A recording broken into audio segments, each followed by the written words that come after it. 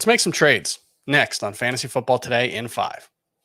Welcome to FFT in 5. I'm Chris Towers here with Dave Richard to talk about some trade targets ahead of Week 6. But first, let's get Dave's thoughts on some of the big questions heading into Week 6 of the NFL season. And first up, I did my rankings process Monday night, and I was faced with some existential malaise while trying to do my tight end rankings, just because this might be the worst I've ever felt about this position, which is really saying something. So I guess the big question here, are we really trusting Taysom Hill as a starting fantasy tight end? Do you have a choice? I mean, think about what he is, what he's capable of doing. We all just saw what he's capable of doing. And if you drill down into, past the first, I'd say 7 or 8 tight ends that you look at and you go, okay, these guys are starters. What are you looking at? You're looking at big dudes who you're hoping can catch a touchdown. Well, I don't know if Taysom Hill's going to catch a touchdown very often. He has 1 catch on the season, but so I think it seems unlikely. I think he's going to run for touchdowns, and he might even throw the occasional touchdown. And I'll be damned, man. Even with Sean Payton not there anymore, they love using him in short yardage goal line situations. I think he is going to stick around. Much easier to say in non-PPR that he's a guy that you have. In full PPR, it's a lot different because he doesn't catch passes. I like Hayden Hurst better, for example, this week. But I see people going after Taysom Hill. I'm getting a ton of Taysom Hill questions.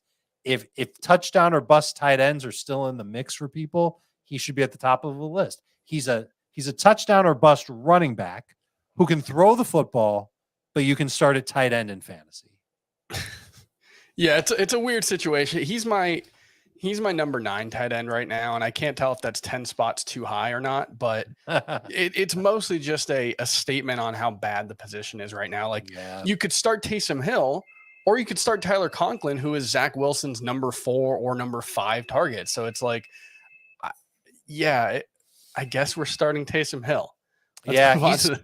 He's 6th for me in non-PPR tight ends. He's 11th in full PPR.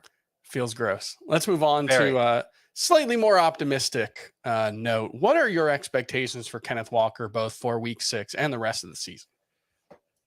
Pure dominance. No, I mean, he could be. He's a very good running back. If you have a second, go back and look at his touchdown run last week. You'll see him cut back. You see sharp vision. You see a burst as he runs away from the Saints defenders. He did that all the time in college. It's really incredible that we saw that all on his big run. But if you look at other plays that he had, he's hesitant when he runs. He's still not quite sure of what he's seeing. I remember feeling that way about Jonathan Taylor once upon a time, where Taylor looked like he was this close to breaking a bunch of runs, but he was just hesitating just a little bit. And what happened toward the end of his rookie year, he put it all together, and he was amazing.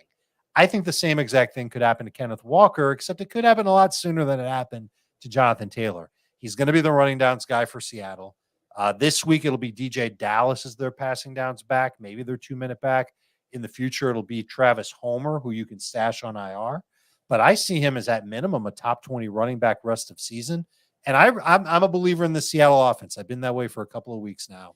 And I expect Kenneth Walker to be a very big part of that as the season rolls on. How about this? If I've got Dameon Pierce, I would look to see, I know Dameon Pierce has been awesome.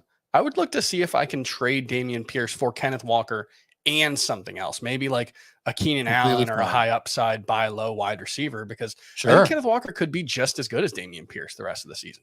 I think he could be. The difference between the two is that when you watch Dameon Pierce run, it looks like he's been a really good running back for about 3 years already in the NFL.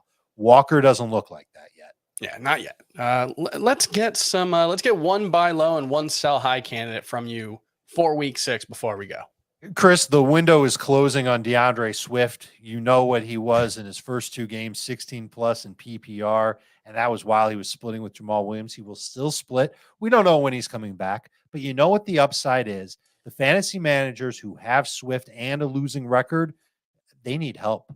Help them out, won't you? Trade them someone like Miles Sanders for DeAndre Swift. Give Chris Olave and another player, or Christian Kirk and a better player than what you'd give with Olave to go and get DeAndre Swift. If you're stocked at wide receiver, you could even give Tyler Lockett straight up for DeAndre Swift and have yourself a running back who does have potential to be a top 10 guy in PPR once he is back on the field. So we're going to count Chris Olave and Tyler Lockett and all those guys as your sell high candidates? No, I think Lockett's a sell high candidate, but the biggest sell high candidate that I could tell you is Marquise Brown. And Mike Williams is kind of right along with him. They're kind of the same thing. They're getting tons of targets, especially over the last 2 weeks. They both have a veteran wide receiver on their way back. Could be as soon as this week for Mike Williams. It's going to be next week for Marquise Brown. And I just can't help but think that when those veteran receivers are back, the tried and true targets for their quarterbacks, they're going to lose something. They're not going to be over 25% target share week in and week out. They might be closer to 20. They also might be close to 12%, which is what Mike Williams was in week 1. And he's just been so up and down over the course of his career. I don't see him doing what he's been doing the past few weeks once Allen's back. And to wit, in 2021, 16 games they played together, Chris, only 6 times did Mike Williams have a 20% or higher target share. That's a good number. All right. That's going to do it for Fantasy Football today in 5. We'll be back tomorrow with some start sit questions for week 6. We'll see you then.